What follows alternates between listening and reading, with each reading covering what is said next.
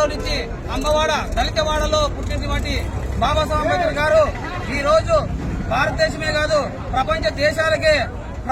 ప్రజ్ఞశీలుగా వహిలుతూ ఈ దేశంలోనే అట్టడుగునున్నటువంటి కుల మత భేదాలను నెట్టి కలిపి మానవాద గ్రంథాన్ని మట్టిలో కలిపి వేల గ్రంథాలని ఆయన కాల్చివేసి ఈ భారతదేశానికి ఒక బౌద్ధ మార్గమే ఈ దేశానికి దిశ మార్గం అని చెప్పేసి తెలియజేస్తూ అదే విధంగా భారతదేశంలోనే ఎన్నో కులాలు ఎన్నో ఏళ్లుగా వేల సంవత్సరాల నుంచి కూటికి ఊరికి దూరంగా ఉన్నటివి రాజ్యంలో ఆయన జన్మించిన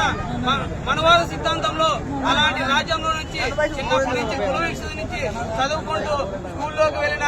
ఊరు బయట పెట్టేవాళ్ళు స్కూల్ బయట పెట్టేవాళ్ళు తరతరాలుగా అనుభవిస్తున్నటువంటి ఈ బాధలన్నింటినీ బ్రిటిష్ ప్రభుత్వంలో పోరాడి హక్కులను తీసుకొచ్చి